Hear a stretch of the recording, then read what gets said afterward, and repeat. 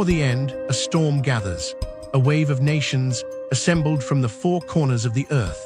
These human waves are names summoned again for the final war. Their numbers merge with the horizon like the sand of the sea. They march not for victory, but for annihilation. As written in Revelation 20, from verses 7 to 9, when the 1,000-year era of peace ends, Satan will be released from his prison. Rebellion will rise again with him. The people of God will be surrounded by Gog and Magog. It is at this moment that the final fire and brimstone will rain down. This is the final war, the final deception, the final judgment. Let us delve deep into the details of the prophecy upon which the fate of our world hangs by a slender thread. The Bible reveals God's ultimate plans, in which his kingdom and justice will endure forever, telling of the things the Creator has done throughout the ages to save humankind. Among the controversial prophecies are those related to Gog and Magog. These mysterious names are mentioned in two separate but interconnected parts of the Bible. In both sections, they describe a final battle and God's intervention to deliver judgment and victory.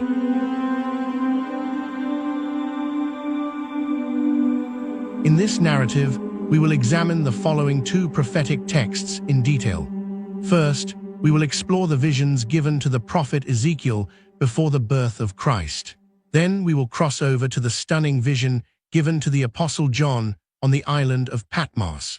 This vision details the final global rebellion that will arise at the conclusion of an age of peace. These prophetic chapters paint for us a breathtaking picture of the final victory. The prophecy of Ezekiel, the invasion from the north after the people of Judah had fallen into exile. The prophet Ezekiel, who was among the captives, saw a terrifying vision, a vision of war. In this vision, Ezekiel saw the people of Israel, gathered from many nations, returning to the land of their ancestors. They would once again live in a place that was once desolate, but now teeming with life. There were only villages full of confidence, without walls, bars, or gates. However, this peace would not last.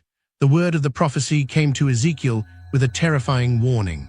Ezekiel 38, from verses 2 to 4, reads as follows. Son of man, set your face against Gog of the land of Magog, the chief prince of Meshech and Tubal. Prophesy against him and say, this is what the sovereign Lord says. I am against you, Gog, chief prince of Meshech and Tubal. I will turn you around, put hooks in your jaws, and bring you out with your whole army, your horses, your horsemen fully armed, and a great horde with large and small shields, all of them brandishing their swords.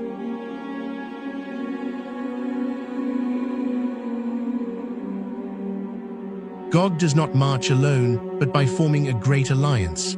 Persia, Cush, and Put will all be ready for battle.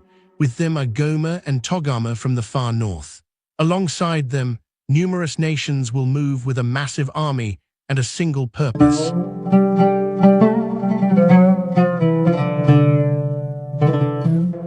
You will plot an evil scheme. You will say, I will invade a land of unwalled villages.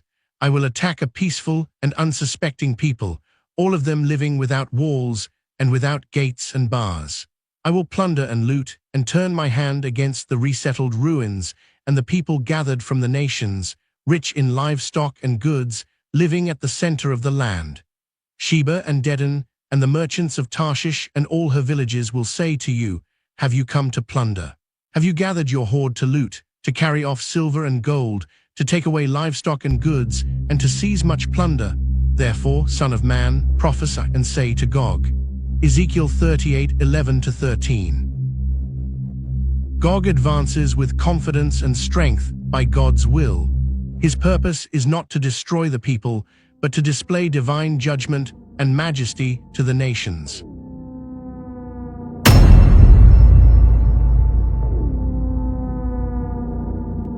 After Gog enters the land of Israel, God responds thus, this is what will happen in that day. When Gog attacks the land of Israel, my hot anger will be aroused, declares the sovereign Lord. In my zeal and fiery wrath, I declare that at that time there shall be a great earthquake in the land of Israel. The fish in the sea, the birds in the sky, the beasts of the field, every creature that moves along the ground, and all the people on the face of the earth will tremble at my presence. The mountains will be overturned, the cliffs will crumble, and every wall will fall to the ground. Ezekiel 38:18-20. I will turn you around and drag you along. I will bring you from the far north. I will strike your bow from your left hand and make your arrows drop from your right hand. Ezekiel 39:2-3. In a time of chaos and supernatural terror, Gog's powerful coalition will turn on itself. Brother will turn against brother. The Creator, by commanding nature, will send a divine confusion among them. I will execute judgment on him with plague and bloodshed. I will pour down torrents of rain, hailstones and burning sulfur on him and on his troops and on the many nations with him. Ezekiel 38:22.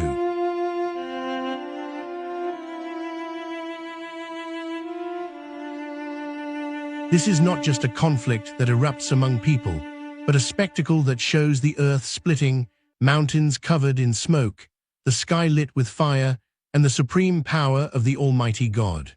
I will send fire on Magog and on those who live in safety in the coastlands, and they will know that I am the Lord.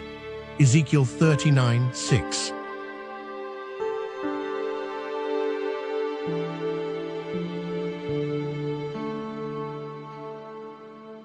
When dawn breaks, the pride of Gog and the might of his army will be seen scattered and broken on the mountains. On the mountains of Israel you will fall, you and all your troops and the nations with you.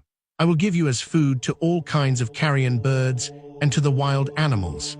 The inhabitants of the towns of Israel will go out and use the weapons for fuel and burn them. They will use them for fuel for 7 years.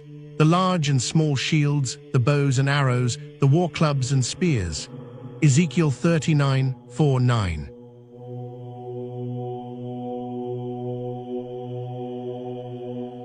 The corpses of Gog's army will be so numerous that burying them will become a divine duty. On that day, I will give Gog a burial place in Israel, in the valley of those who travel east of the sea.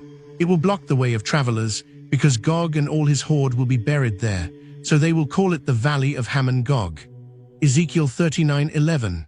With fire, storm, and earthquake, God reveals his judgment, his authority, and his unshakable word. No evil force can withstand it.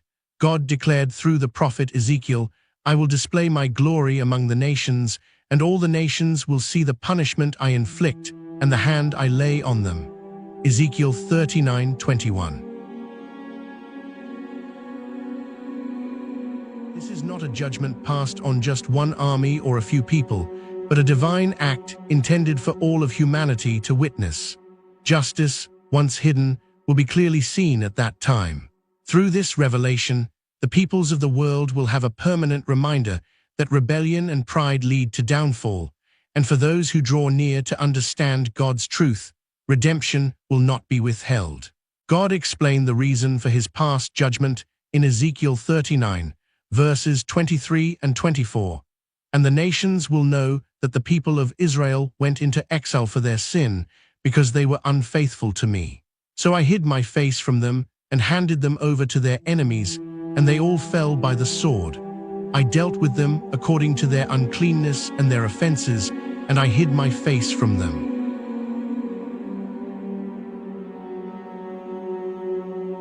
It was not just their disobedience.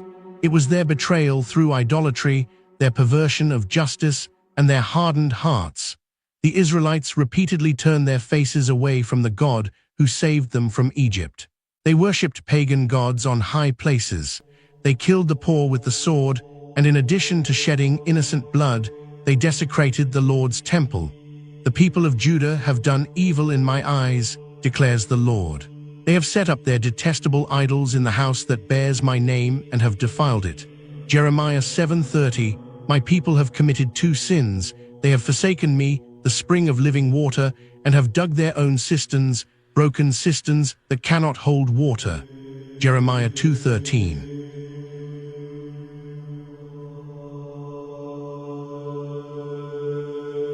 Because of this rebellion, God withdrew his protection, which allowed powers like Assyria and Babylon to conquer and scatter them. This was a reprimand, not destruction, a correction, not an annihilation. Its purpose includes not only judgment, but also mercy, healing, and restoration. What follows is not just political renewal, but also a spiritual transformation. It will be a time when fear is replaced by peace, and reconciliation is cherished.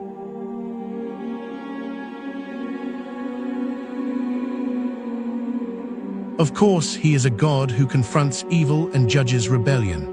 On the other hand, he is a God who mends the broken, heals the nations, and strives to reveal himself to every people, tribe, and tongue.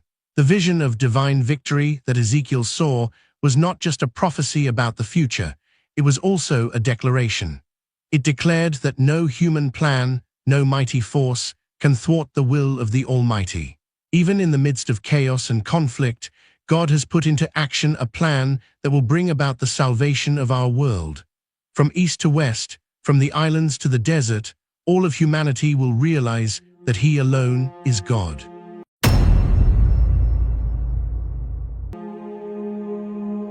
The vision of John, the final global rebellion many centuries after the prophet Ezekiel recorded his vision, the Apostle John, exiled to the island of Patmos, was given a divine vision from the perfect Jesus Christ. In these visions, it appears to be describing not a conflict in one location, but a global upheaval at the end of history.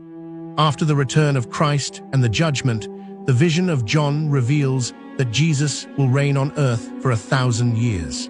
During this time, justice, peace, and divine truth will cover the earth more than ever before. And I saw an angel coming down out of heaven, having the key to the abyss and holding in his hand a great chain. He seized the dragon, that ancient serpent, who is the devil or Satan, and bound him for 1,000 years. He threw him into the abyss and locked and sealed it over him to keep him from deceiving the nations any more until the 1,000 years were ended. After that, he must be set free for a short time. Revelation 20. This era will be led not by fear or corruption, but by the authority of Jesus in righteousness. The nations will fully experience the presence and justice of God. However, even in such a favorable time, for people who have not submitted to the Creator from their hearts, the hidden rebellion in their hearts will continue to fester. At the end of the 1,000 years, Satan will be set free. It is written in Revelation 20, verses 7 and 8. When the 1,000 years are over, Satan will be released from his prison and will go out to deceive the nations in the four corners of the earth, Gog and Magog, and to gather them for battle. In number, they are like the sand on the seashore. In the context of this writing, Gog and Magog do not represent specific nations, but are symbolic names that encompass all the rebellious peoples around the world. This global rebellion is the final effort made by hearts filled with evil. Captivated by the deceptive words of Satan and driven by human stubbornness and pride, many people from every country, culture, and diverse race will organize to deny God's authority. They marched across the breadth of the earth and surrounded the camp of God's people, the city He loves, but fire came down from heaven and devoured them. Revelation 29. From a human perspective, the situation looks desperate. God's people, though redeemed and united, are surrounded by a great power. This is the final conflict between good and evil, between the Creator and those who oppose His authority. However, even the hour of darkness is not outside of the Creator's plan. God allows this final test so that every hidden rebellion, every heart darkened by evil, may be exposed, and that perfect justice may be given to the people of the world. The names Gog and Magog, once associated with a specific region, have at this time become symbolic of sin's universal aspect and the final divine victory. The final battle will not be concluded by human weapons or earthly power, but through divine intervention in a swift decisive, and unambiguous manner. In an instant, the many people who opposed God and his people and who accepted Satan will be shaken by fire descending from heaven. The final rebellion is over. Sword, strategy, or human power does not matter. God himself will execute it. The victory will be the Lord's alone. Subsequently, an irrevocable judgment will be passed on him who has been the enemy of truth and peace from the beginning. And the devil who deceived them was thrown into the lake of burning sulfur, where the beast and the false prophet had been thrown. They will be tormented day and night forever and ever. Revelation 20:10. The deceiver and enemy of life, Satan, will be eternally cast out. He will be thrown into the lake of fire where rebellion can never rise again. He will join the beast out of the sea and the false prophet who tried to imitate God's authority and deceive the world. This is not just the end of a war, but the end of evil. Hereafter, there will be no more deception. Thereafter, there will be no more rebellion. There will be no more fear.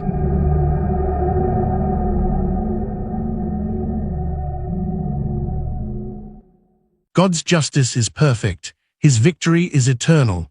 The long war waged against evil throughout human history and within all nations will come to an end.